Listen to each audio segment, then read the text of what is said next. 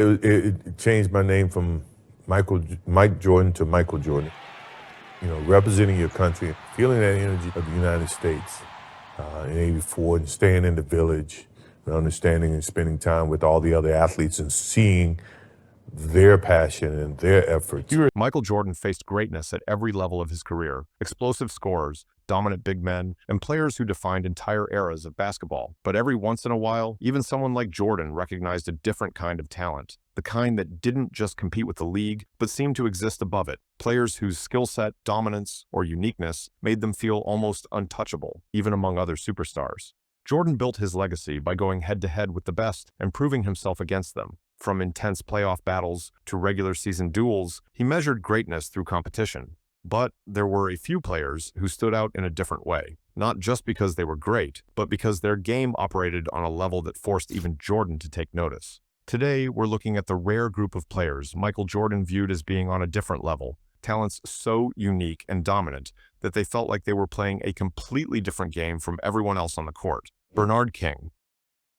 Before injuries changed the trajectory of his career, Bernard King was one of the most unstoppable scorers Michael Jordan ever saw up close. In the mid-1980s, when the NBA was filled with elite defenders and physical play, King stood out because of how effortless his offense looked. He didn't rely on overwhelming athleticism. It was footwork, balance, and an elite touch around the basket that made him nearly impossible to guard. For Jordan, who took pride in defense, King was the kind of player who could score no matter how well you played him. King's peak with the New York Knicks showed just how dominant he could be. During the 1984-85 season, he averaged 32.9 points per game, leading the entire league in scoring. That same year, he delivered one of the most impressive playoff performances of the era against the Detroit Pistons, scoring 44 points in back-to-back games in a 5-game series. Defenses knew exactly where the ball was going, and it still didn't matter.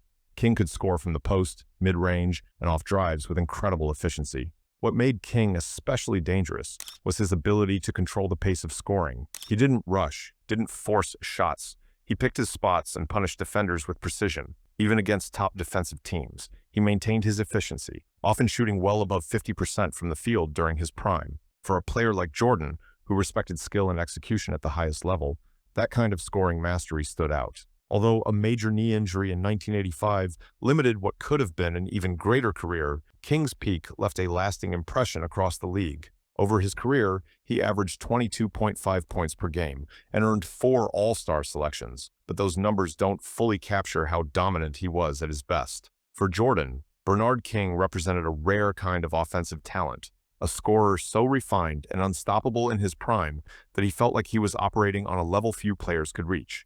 Yes, I'm going to address the team today. That's something I always do, don't you know that? Yes, I get a chance to address the team today, which is great.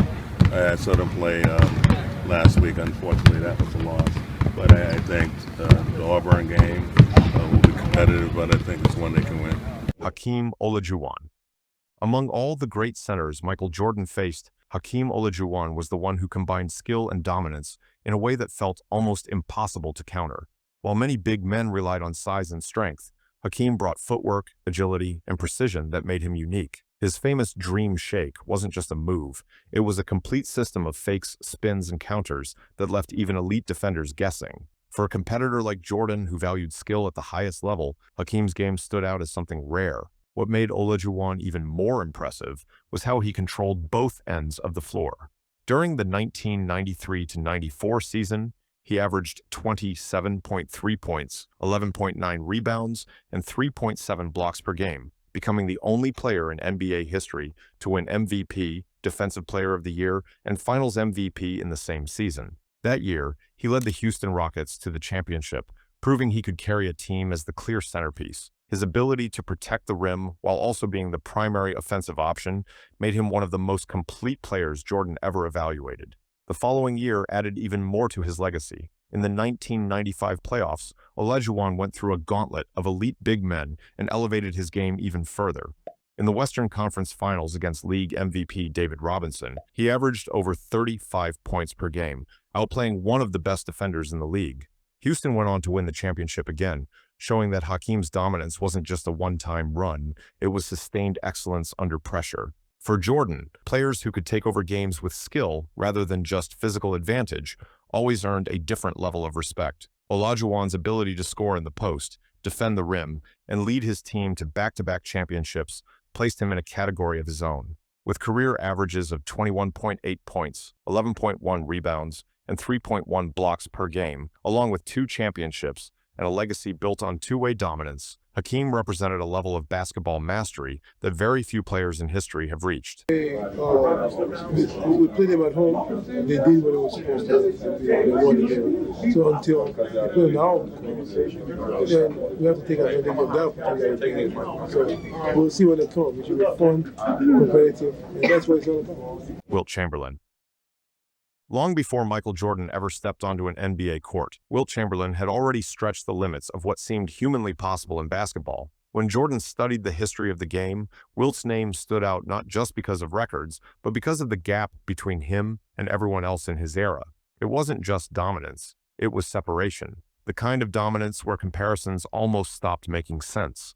The numbers tell part of the story, but they still feel unreal. In the 1961-62 season, Chamberlain averaged 50.4 points and 25.7 rebounds per game, including the iconic 100-point game, a record that has never been seriously threatened. Over his career, he scored 31,419 points and averaged nearly 23 rebounds per game, leading the league in rebounding 11 times. But what made Wilt even more unique was his ability to adapt. In the 1967-68 season, he led the entire league in assists as a center, showing a level of versatility rarely seen at that position. For Jordan, what made Wilt feel out of everyone's league wasn't just production, it was physical superiority. At over 7 feet tall with elite strength and track-level athleticism, Chamberlain could outrun, outjump, and overpower almost anyone on the floor. Opponents had to build entire defensive schemes just to limit his impact, and even then, he still controlled games. While the game evolved across decades, Wilt's legacy remained untouched in one key way. No player had ever dominated the statistical landscape so completely. For someone like Jordan, who valued greatness through performance and separation, Chamberlain represented a level of individual dominance that placed him in a category of his own, far beyond normal comparisons. Well, actually, I'm not in 100% physical shape. I believe that I'm getting better. I have a little knee ailment at the time, some tendonitis, I believe it's called, but we should be all right. Alex English.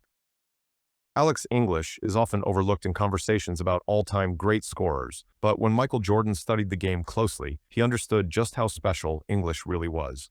During the 1980s, no player scored more total points than Alex English. Not Bird, not Magic, not even some of the biggest superstars of that era. He quietly became one of the most consistent offensive players the league had ever seen, doing it without the spotlight or the hype that surrounded other legends. What made English different was how effortless his scoring looked. He wasn't explosive like Jordan or dominant physically like many forwards. Instead, he relied on smooth footwork, perfect timing, and an elite mid-range game. Playing for the Denver Nuggets, one of the fastest-paced teams in the league, English mastered the art of scoring within the flow of the offense. During his peak, he averaged around 26 to 29 points per game, and in the 1982-83 season, he put up 28.4 points per game, showing just how reliable he was night after night. Across the entire decade of the 1980s, English scored over 21,000 points, more than any other player in that span, a fact that often surprises people because of how quietly he did it. He wasn't known for dramatic moments or flashy plays. Instead, he built his reputation on consistency and efficiency. Defenders knew what was coming, but his ability to get to his spots and score with balance made him extremely difficult to stop. For Jordan, players who could produce at that level without needing constant attention or isolation plays stood out in a different way. English didn't force the game. He controlled it with rhythm and precision. With over 25,000 career points, 8 All-Star selections, and a decade of elite scoring, Alex English represented a rare kind of offensive mastery, one built on consistency, efficiency, and a deep understanding of how to score against any defense. See, unfortunately, that's why I couldn't be an astronaut, because that was too big, and at that time they were making little space capsules, and I said, well, I'll never do it, so no need concentrating on math and science, just forget that. Arvydas Sabonis. Arvydas Sabonis was one of those rare players Michael Jordan looked at and immediately recognized as something different, not just another great center, but a talent that could have completely reshaped the NBA if circumstances had been different. Before most American fans ever saw him in the NBA, Sabonis was already dominating international basketball. Playing for the Soviet Union and later in Europe, he built a reputation as a player who combined size, skill, and basketball IQ in a way that felt years ahead of his time.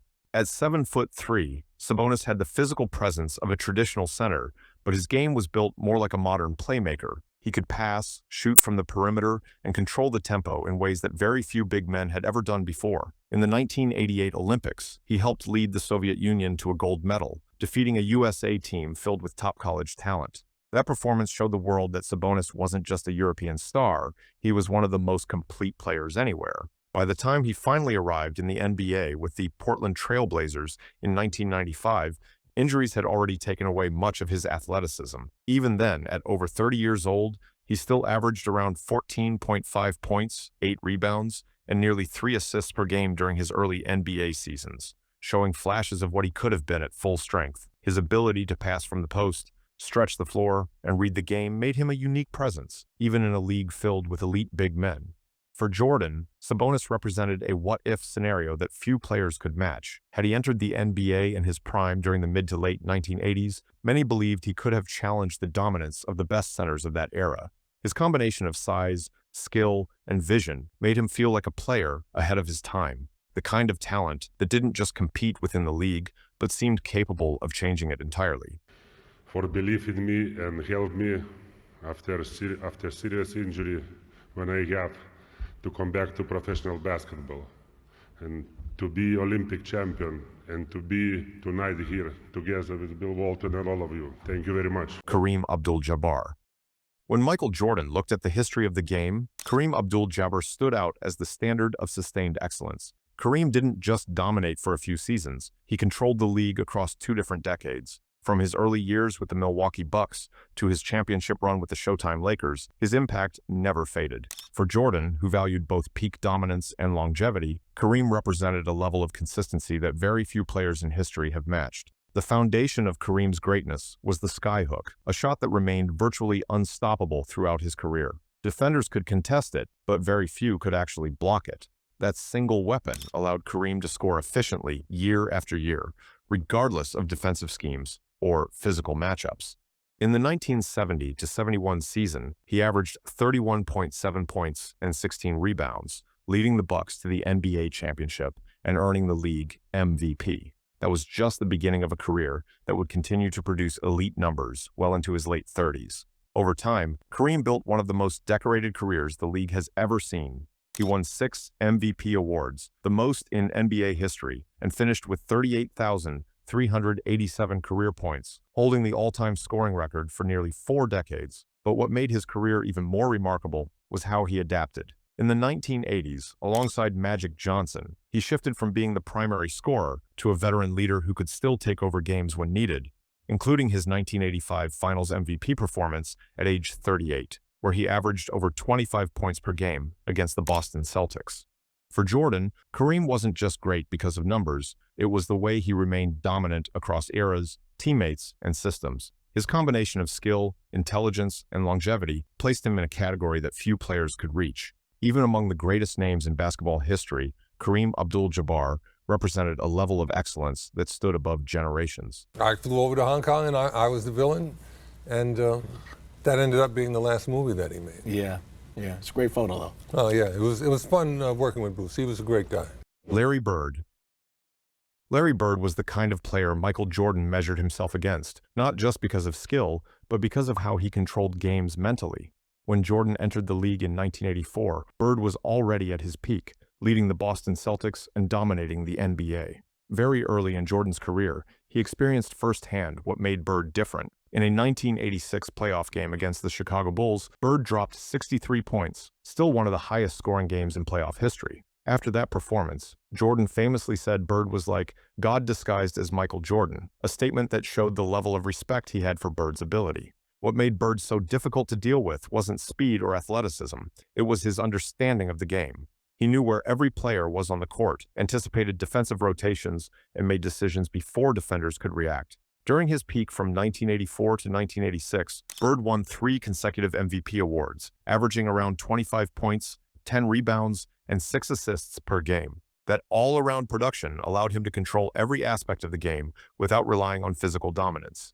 Bird also had a level of confidence that separated him from most players. He wasn't just competing, he was constantly challenging opponents mentally. He would call out plays, predict shots, and then deliver in clutch moments. One of the most famous examples came during the 1988 three-point contest, when he walked into the locker room and asked, "Who's finishing second?" and then went on to win the event again. That mindset carried over into games where he consistently delivered under pressure. For Jordan, players who combined skill with that kind of mental edge stood in a different category. Bird didn't overwhelm opponents physically. He outthought them, out-executed them, and delivered when it mattered most. With 3 championships, 3 MVPs, and a career built on intelligence and clutch performance, Larry Bird represented a level of control and confidence that made him feel like he was playing a different game from everyone else on the court. How much of a difference is it with Parrish out of the game? Well, he's a key to our defense. He clogs up the middle, and we can send our guys to him night in and night out. But when he's not there, there's a gap. There's no question about that. We just have to cover up for each other a little bit better, and hopefully we can rebound with the teams we play against. But we miss a lot when he's not in there.